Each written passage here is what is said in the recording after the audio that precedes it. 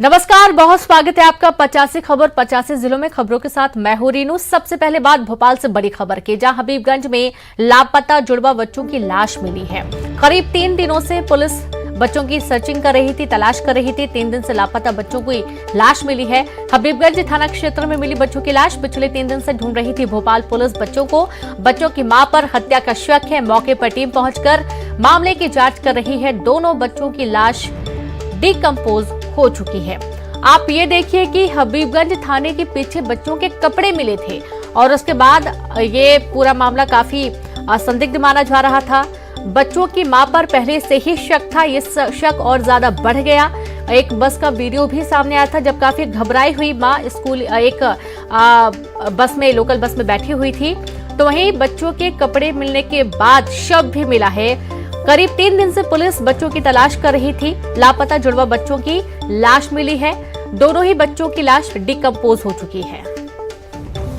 और सीधे रुक करेंगे ज्यादा जानकारी के साथ, संवाददाता जितेंद्र लाइव जुड़ गए हैं। जितेंद्र, 3 दिन से बच्चे लापता थे, पुलिस जांच कर रही थी, लाश मिली, वो भी डिकम्पोज हो चुकी है। पूरा मामला बताएं, आरोपी कौन है?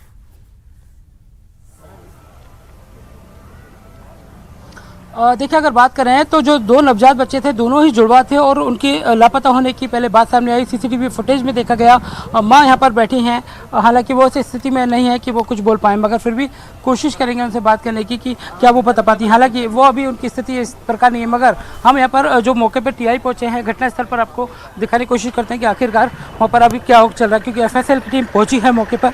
दोनों बच्चे पिछले 3 दिनों पहले लापता होने की बात सामने आई थी। टीटी नगर थाना इलाके से उनका सीसीटीवी फुटेज कंगाल आ गया, मगर आज उन दोनों बच्चों के, नवजात बच्चों की यहाँ पर लाश मिली है रविशंकर इलाके में, जहाँ पर पुलिस मौके पर पहुंची। एफएसएल की टीम आप देखिए सामने पहुंच चुकी है। एफएसएल की टीम यहाँ पर जांच कर रही है। दोनों बच्चों के जो सब पूरी तरह से डिकम्पोज हो चुके हैं, उन्हें वहाँ से ले जाया जाएगा पोस्टमार्टम के लिए और उसके बाद स्पष्ट हो पाएगा। मगर पुलिस यहाँ पर मौके पर पहुंची, थाना टीटी नगर पहुंचे हैं। सर, क्या जानकारी? काम नहीं करना है अभी तक। बच्चे महिला के द्वारा पूछताछ पे सुबह वो लेके आई तो थोड़ा सा कंफ्यूज हो रही थी। 2-3 जगह उसने बताया, हबीबगंज चौराहे के आसपास है। तो फिर एक खाली प्लाट है रविशंकर नगर में, जिसमें घास आस है, इसके कॉर्नर पर बच्चे बरामद हुए हैं। तो अब एफएसएल अभी निरीक्षण कर रही है। इसके आगे की कार्रवाई पर आपको हम बताएंगे। बच्चों की हत्या हुई है, क्या लग रहा है? अब हत्या ही 99% माना जाएगा, क्योंकि बरामद भी उसी ने कराए हैं बच्चों को।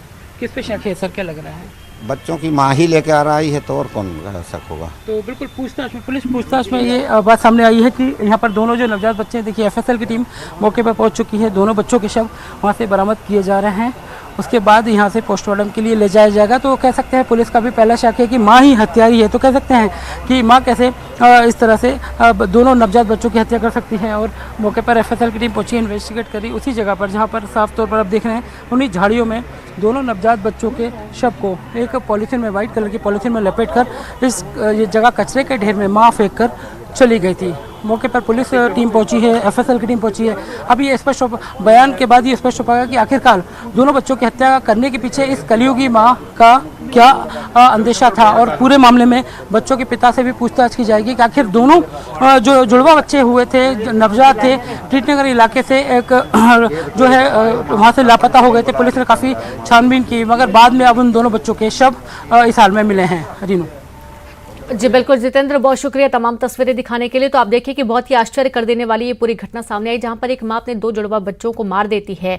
हालांकि कुछ भी उसने कहा नहीं है, लेकिन उसी की निशानदेही पर, उसी के बताए अनुसार बच्चों का जो शव है वो बरामद किया गया है। शव डिकम्पोज हो चुका है, फिर भी उसको कब्जे में लेकर पोस्टमार्टम के लिए भेजा जा रहा है। ये पता लगाने की कोशिश की जा रही है कि आखिरकार मां ने अपने दोनों बच्चों की हत्या क्यों की है, इसका कारण क्या है। चलिए, अब कुछ और अहम खबरों का हम जिक्र करेंगे। बात करेंगे हम गृह मंत्री नरोत्तम मिश्रा ने न्यूज 18 से एक्सक्लूसिव बातचीत करते हुए कहा कि महाकाल कॉरिडोर अपने आप में अद्भुत है। नरोत्तम मिश्रा ने बताया कि कैबिनेट बैठक में महाकाल कॉरिडोर की तैयारियों की समीक्षा की जाएगी और साथ ही आने वाले वक्त में मध्य प्रदेश के कई और धार्मिक शहरों को भव्य स्वरूप दिया जाएगा। वहीं पीएफआई के मामले पर बोलते हुए नरोत्तम मिश्रा ने कहा कि एमपी के 8 जिलों के अंदर 21 लोगों को पूछताछ के लिए हिरासत में लिया गया। लैपटॉप, कंप्यूटर, मोबाइल जब्त किए गए। आगे पूछताछ में जो भी कनेक्शन निकलकर सामने आएगा वे सब पकड़े जाएंगे। चाहिए। राजस्थान में कांग्रेस के सियासी संग्राम पर बोलते हुए नरोत्तम मिश्रा ने कहा कि उनका कोई भी नेता राष्ट्रीय अध्यक्ष बनने को तैयार नहीं है। जो गहलोत आंखों के तारे थे वो आंखों की किरकिरी बन गए।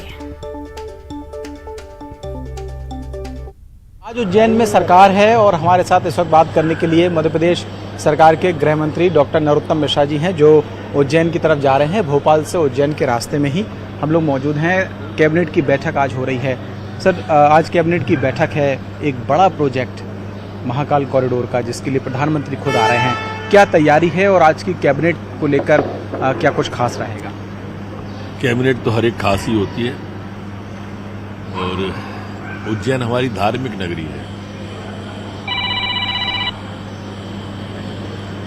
बाबा महाकाल 12 ज्योतिर्लिंगों में से एक है।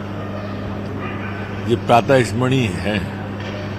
सौराष्ट्रे सोमनाथम च श्रीशैलम मल्लिकार्जुनम उज्जैनियाम महाकालम ओंकारम ममलेश्वरम परुल्या वैद्यनाथम च डाकन्या भीमशंकर सेतु बंधेत रामेश नागेशम दारुकावने वाराणस्याम तु विश्वेशम त्र्यंबकम गौतमी तटे हिमालय तो केदारम कृष्णेशम शिवालय एतान ज्योतिर्लिंगानि सायं प्रातः पठे नरः सप्त जन कृतम पापम स्मरेत विनश्यति। ये महाकाल और 12 ज्योतिर्लिंगों के बारे में। और माननीय प्रधानमंत्री जी काशी के बाद अभी दूसरे का उद्घाटन करेंगे, प्रथम फेज का, जो अपने आप में अद्भुत कॉरिडोर है। अलौकिक महाकाल के सामने माथा टेकना होता है और उसकी समीक्षा सभी कैबिनेट के बंधुओं द्वारा अवलोकन। सर, हमने देखा तस्वीरें जो आई हैं, भव्य जो स्वरूप है वो महाकाल कॉरिडोर को दिया गया है। आने वाले दिनों में हम जब भी जो श्रद्धालु हैं वो आएंगे, क्या कुछ नया देखने को मिलेगा और कितना बदलाव हमें लगता है मध्य प्रदेश की जो धार्मिक नगरियां हैं उनमें देखने को मिलेगा? ये प्रथम फेज है, बदलाव बहुत आएगा अंतिम फेज तक। और अकेला बाबा महाकाल नहीं, ओंकारेश्वर पर भी आप देख रहे होंगे आदि शंकराचार्य की मूर्ति का निर्माण और बाकी चीजें हमारी प्रारंभ है। बाकी के सभी तीर्थ स्थलों को भव्य बनाया जा रहा है। हमारे सहयोगी अनुराग श्रीवास्तव भी हमारे साथ इस सफर में मौजूद हैं, क्योंकि मेगा कवरेज न्यूज 18 का लगातार जारी है। अनुराग, कोई आप सवाल नरोत्तम जी से करें? मंत्री जी, एक तो सबसे बड़ी बात, महाकाल कॉरिडोर की तो सबसे ज्यादा चर्चा हो रही है, लेकिन इन दिनों मध्य प्रदेश में जो सबसे ज्यादा और खासतौर पर देश भर में जो चर्चा हो रही है वो PFI को लेकर है। PFI को लेकर जिस तरीके से कार्रवाई की जा रही है, आज भी सुबह से हम देख रहे हैं कि मध्य प्रदेश के कई जिलों में कार्रवाई की गई है, कई लोगों को हिरासत में लिया है। तो क्या वाकई में कुछ पुख्ता सबूत पुलिस के हाथ में लगे हैं कि वाकई में कोई कनेक्शन है, आतंकी कनेक्शन है, या फिर अराजकता हिंसा फैलाने का कोई कनेक्शन निकल कर आया है? 3 लोग इंदौर के, एक व्यक्ति उज्जैन के जो पकड़े गए थे, उनसे पूछताछ में इनके जो फाइनेंसर थे, सपोर्टर थे, पदाधिकारी थे, ऐसे 21 नाम निकल के आए थे। ऐसे 8 जिलों के अंदर मध्य प्रदेश के 21 लोगों को मध्य प्रदेश की पुलिस के द्वारा पूछताछ के लिए हिरासत में लिया गया। इनके लैपटॉप, कंप्यूटर और मोबाइल वगैरह सभी जब्त किए हैं और आगे पूछताछ में जो भी कनेक्शन बढ़ते जाएंगे वो सब पकड़े जाएंगे। सर, इसके अलावा राजस्थान में इस समय सबसे ज्यादा सियासी घमासान मचा हुआ है। कांग्रेस में तय नहीं हो पा रहा कि पार्टी का अध्यक्ष कौन होगा, राजस्थान में मुख्यमंत्री अब कौन बनेगा। उनका भावी अध्यक्ष ही बागी हो गया। उस कांग्रेस की आप कल्पना करो जिसमें एक भी वरिष्ठ आदमी अध्यक्ष बनने पर ही राजी नहीं है। उस कांग्रेस की कल्पना करो आप। सोनिया जी की आंखों के जो तारे थे, गहलोत जी, वो आंखों की किरकिरी बन गए। दूसरा पक्ष एक और है, ईडी नहीं है चर्चा में, CBI का छापा कोई चर्चा में नहीं है, भाजपा नहीं है चर्चा में और सरकार संकट में। इसका मतलब कि इन्हें सरकार चलाना आता नहीं है। ये व्यक्तिवादी लोग हैं, परिवारवादी लोग हैं। अब जनता इन्हें नकार देगी। तो सर, एक और बड़ी बात है कि जो मामला हुआ राजस्थान में, उसको सुलझाने के लिए मध्य प्रदेश से कमलनाथ जी को भेजा गया। कल उन्होंने सोनिया गांधी जी से मुलाकात भी की है। इन्हें महाराष्ट्र में भी भेजा था, आपने देखा होगा। जहां जहां संत मठाकों जाएं, भैंस पड़ा दो ही मर जाएं। महाराष्ट्र साफ हो गया, मध्य प्रदेश साफ हो गया, राजस्थान की बारी है। सर, लेकिन ये जिस तरीके का पूरा माहौल बना है, अभी गुजरात में चुनाव होना है, हिमाचल में होना है, फिर अगले साल मध्य प्रदेश में चुनाव होना है, तो कांग्रेस में जिस तरीके का माहौल है, आपको लगता है कि अब टक्कर में कहीं बीजेपी की टक्कर में कांग्रेस रहेगी? नहीं, कांग्रेस हाशिए पे है, ये डूबता जहाज कब डूब जाए कह नहीं सकते, बस आप इंतजार करिए।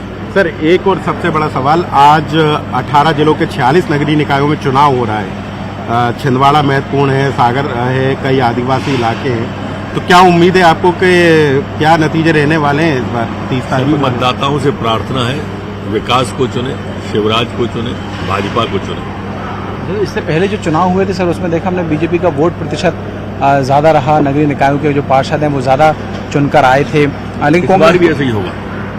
इस बार भी भारतीय जनता पार्टी जीत रही है, इस पर दिख रहा है। ये है गृह मंत्री नरोत्तम मिश्रा जो इस वक्त हमसे बात कर रहे थे। उज्जैन रवाना हो रहे हैं, हमारे साथ मौजूद हैं। न्यूज़ 18 भी आज दिन भर लगातार सबसे बड़ी कवरेज महाकाल कॉरिडोर को लेकर अपने दर्शकों तक पहुंचाता रहेगा। कैमरामैन खिलान के साथ सरस श्रीवास्तव, न्यूज़ 18 उज्जैन। तो उज्जैन में महाकाल कॉरिडोर का आज नामकरण किया जाएगा। शिवराज कैबिनेट की बैठक के बाद आयोजन समिति की भी बैठक होगी, जिसमें उज्जैन के प्रभारी मंत्री जगदीश देवड़ा ने न्यूज़ 18 से खास बातचीत की। जगदीश देवड़ा ने कहा कि उज्जैन की जनता से सुझाव लेने के बाद महाकाल कॉरिडोर का नाम रखा जाएगा। साथ ही उन्होंने कहा कि महाकाल कॉरिडोर के उद्घाटन के लिए पीएम मोदी का आना प्रदेश के लिए गौरव की बात है। महाकाल की नगरी में तैयार हुए महाकाल कॉरिडोर को आज नया नाम मिलने जा रहा है। उज्जैन के प्रभारी मंत्री जगदीश देवड़ा हमारे साथ मौजूद हैं। सर आज कैबिनेट की बैठक तो हो रही है, लेकिन एक आयोजन समिति की बैठक भी होने वाली है और कहा जा रहा है कि महाकाल कॉरिडोर को नया नाम दिया जाएगा। बहुत बड़ा आयोजन उज्जैन नगरी में, महाकाल की नगरी में होने जा रहा है और हम सब सौभाग्यशाली हैं कि देश के यशस्वी प्रधानमंत्री नरेंद्र मोदी जी के कर कमलों से इस कॉरिडोर का जो फर्स्ट फेस बनकर के तैयार हो रहा है और बहुत बड़ी राशि वहां पर लगाई जा रही है। करीब लगभग 750 करोड़ की राशि खर्च होगी।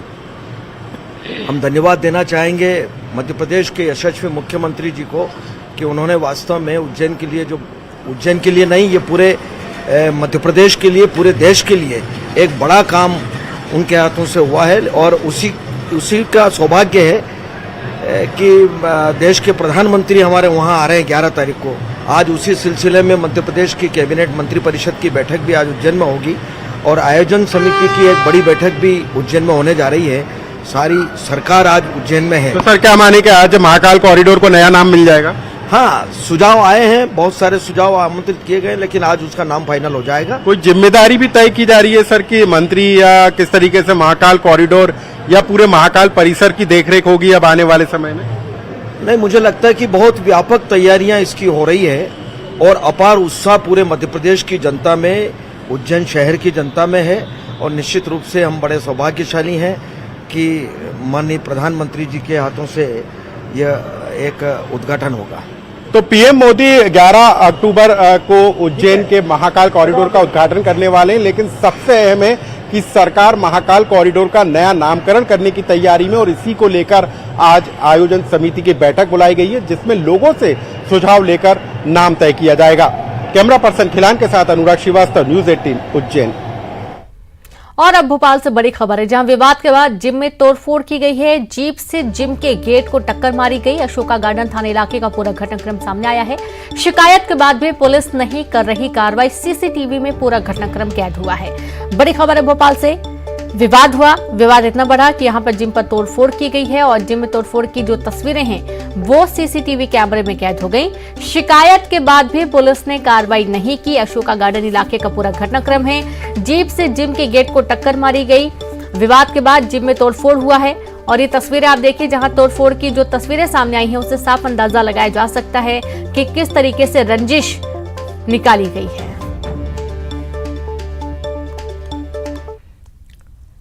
श्योपुर से बड़ी खबर है। न्यूज़ 18 की खबर का बड़ा असर हुआ। ग्रामीणों की समाज से बहिष्कृत करने के फरमान का मामला सामने आया। फरमान सुनाने वाला पंचायत सचिव निलंबित किया गया। आरोपी पर एफआईआर भी होगी दर्ज। कलेक्टर शिवम वर्मा के निर्देश पर तहसीलदार ने ढोढर थाने में शिकायत की। रिंझेटा ग्राम पंचायत में बदस्थ है आरोपी सचिव रामलखन जाटव। पत्तल उठाने का काम करने वाले जाटव समाज के लोगों को समाज से बहिष्कृत करने का फरमान सुनाया था। न्यूज़ 18 ने प्रमुखता से इस खबर को दिखाया था।